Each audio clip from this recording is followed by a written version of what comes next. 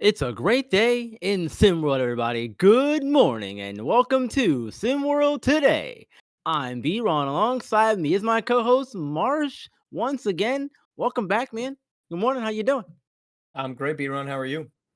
Doing all right. Doing all right. Feeling a little ghosty this morning, apparently, but hey, we're working through it. You're in We're the working through clouds. it. You are so high. You are in the clouds this morning, B-Ron. Yes, sir. See I'm how you doing also in there. Maryland. Yeah, yeah. I see. Oh, look, I'm also there because we got a guest joining us this morning. We have the head coach of the Gulf Coast Lockdown, the first place Southern Region 8-3 Gulf Coast Lockdown, Coach Nick Heesh. Good morning, sir. It's good to have you here with us on the show. Pleasure to have you first time on. Yeah, thanks for joining us. No problem, B-Ron.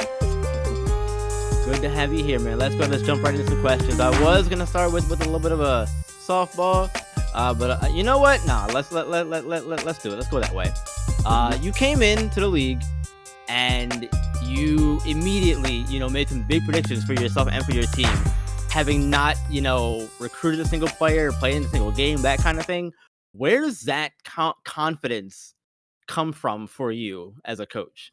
Well, when I came into SW Prep, I was really going to, I was really gonna about to the whole thing. The way personally is like very open about myself. I believe my confidence saying I was gonna win the championship in my first season was really me establishing myself in that league, in this league. And I come with I come with a boxing background and bragging about what you're going to do against the competition makes other people try to challenge you just because they're trying to get off your high horse. The mentality can be a bit negative at first.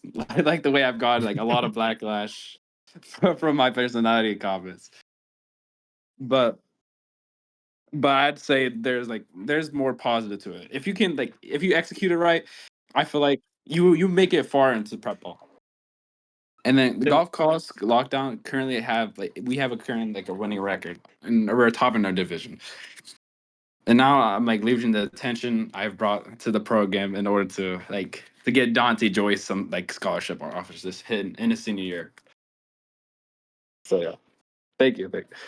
Yeah. Nick, I mean, look, B-Ron doesn't want to do it. I'm going to ask it then. Now we've got the latest allegations as reported by SB Live. Now the story that SB Live that Samuel Charles posted yesterday seems as if this could be any type of concern. May have been an isolated one. I'm not necessarily interested in that. What I'm more interested in, this is the second time that the league has investigated you, and it's February 5th or excuse me, February 6th. Sorry, looking at the wrong date on my calendar.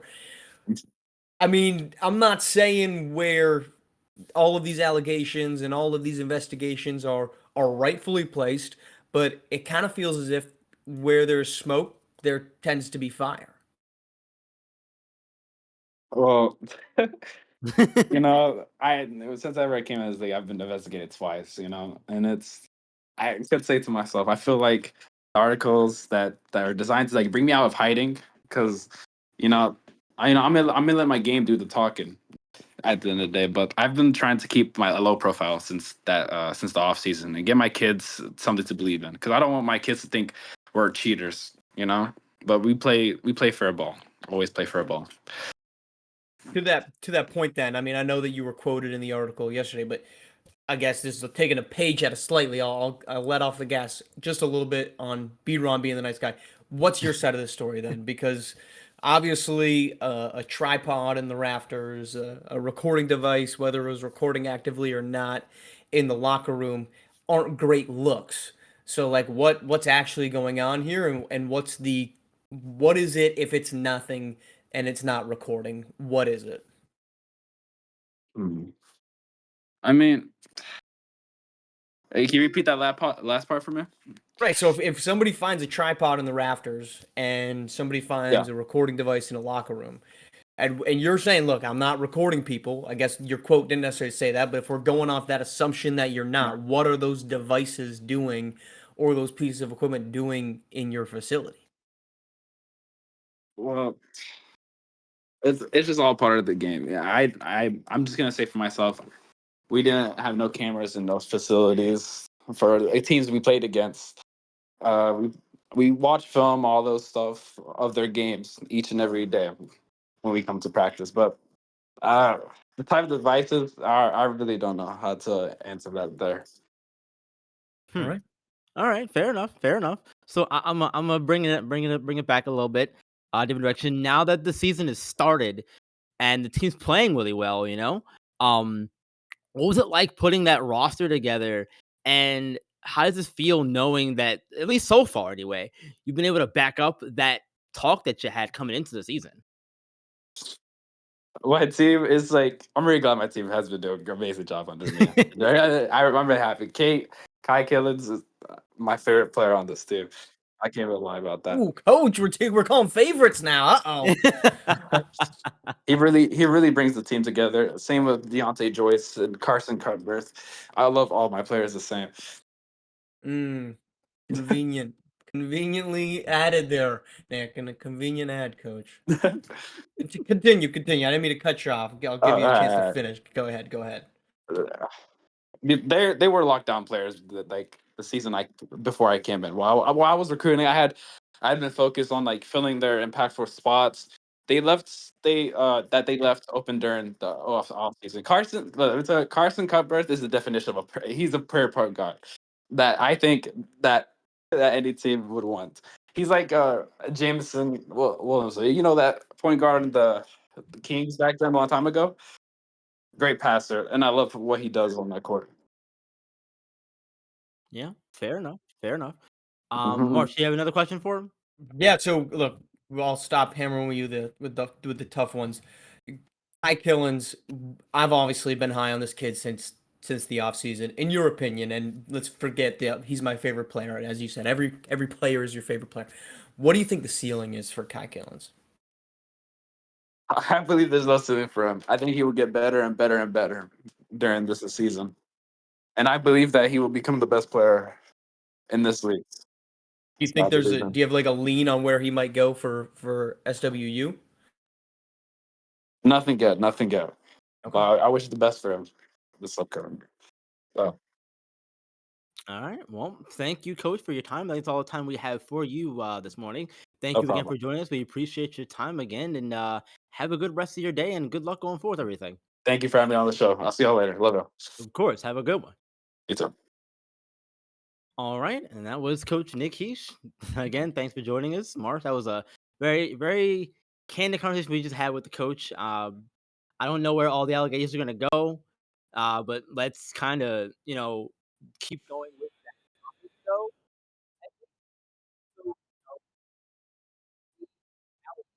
That SimWorld Atlantis levied against, Gulf Coast discredit them and the season they've had so far at all in your mind? I don't think look, is it a good look for a losing team to say, "Hey, we're not doing that great and we lose a game to a good team and then we're going to accuse them from cheating." Not a great look. Not a great look. Neither was that voice crack just there.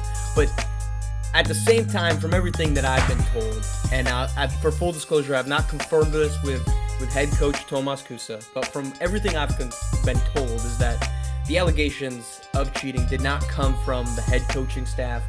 It came from the ownership and the organizational level. So I think that you could see this, that we've seen a lot of these ownership groups kind of maybe overstep their boundaries, right? We talk about not necessarily agreeing with the hot seats that are in Houston and Southeast Select. I think it could be an instance of that because I don't think this is something that Tomas Kusa would necessarily be out there proclaiming. And honestly, if I had to make any type of assumption on behalf of Kusa, even if that was happening, he'd rather still try to go out and beat you and then say you tried to cheat and I still got it done and move on from it. Again, I haven't confirmed anything that he was or was aware of these allegations, but everything I've been told is it's come from the organizational level, which I think just paints more of this ownership syndrome, which we've kind of seen percolating throughout the league right now. Yeah, when, ownership gets involved and they have their various different thoughts and opinions on things, that's more so what you think it is right now, which is fair. I definitely understand that. I am also not gonna put any kind of credence into this right now because we don't know anything yet. These are all allegations, all alleged. If things come out and it does, get proven that there was some cheating involved, yes, that obviously changes things. But I'm not gonna sit up here and make a big fuss about this if it doesn't amount to anything yet. I'm not ready to do that yet. And I mean, look, Coach Heesh was on. He said what he said, and he did say that he didn't know what it was. It's not great denial, in my opinion. Saying I don't know what they are. I mean, I would hope you would say no. This definitely wasn't for that. It was for, I don't know, filming our own practices or something. But I'll take him at his word as of the reporting that we've seen already, and what I assume we'll see from the league at some point. Um, it's not a great look to have two investigations, but as we just chatted with him about, things kind of roll the way they do sometimes. Yeah, exactly. We don't really know what's gonna happen with it yet, if anything. And once something comes to light, then we go from there and adjust. But until then, we have to just keep it rolling. Uh, and let's get into our final topic. Yeah, so we had a big game tonight on SimWorld Prep. The Indy Stripes taking on the Rating Grizz at 9 p.m., which means we're gonna see Dylan Harper versus Defet Hound. This is a primetime matchup, as primetime as it can get anyway in SimWorld Prep. Two of the best scorers in the league going against each other, and their teams are one team is middle of the road, the other one is trying to get to that point. What are you expecting from this game, Marsh? And what, if any, kind of stakes are you putting on it? Because we talk about, battle number ones, battle that's big SimWorld Prep. What if there's anything like that for you coming into this game between Harper and Towns and the teams in general? Well, I think these are two very similar teams, right? You've got Indy Stripes, who have lost 3 in a row, so they're 6-5 right now. You've got Raining Trays, who have won, I think, 2 in a row, so they're 7-6. So your teams that are floating around 500, you've been up, you've been down throughout the season, and both of you them are led by a singular polarizing electric scorer, Hmm. and truthfully, not much beyond them. So I think this is a perfect encapsulation of where these two groups are going, in that their ceilings are both very high. And I think at some point these teams need to start stringing together wins against notable opponents. And I think in this case, they've got a chance to essentially be up against a future notable opponent, right? If Indy Stripes can turn this thing around, and they were just a second ago 6-2, if my math is somewhat reasonable, that's not a bad group. So it's just two teams that are kind of going up at the same exact point. I'm not walking away from this saying, well, I don't believe or I do believe in one of them, but it's definitely an opportunity for us to see, when the backing is against the wall, how do these two teams respond, and how do these two stars respond? Yeah, yeah, exactly. I'm definitely excited to see how this game, pans out and works out, all that stuff. The scorers are gonna be scoring. I'm expecting, Towns and Harper to put up very nice games performance wise, scoring wise. Maybe they'll combine for 40 points together. I don't know, but we'll see. We'll see. But all right, that's gonna do it for SimWorld today. Thank you all so much for watching and listening. We appreciate you all. And remember, as always, hit the like button, subscribe to the channel, get notified when all videos go live for you. And until tomorrow, you guys remember, SimWorld is the only place where you can see the game, be the game tomorrow.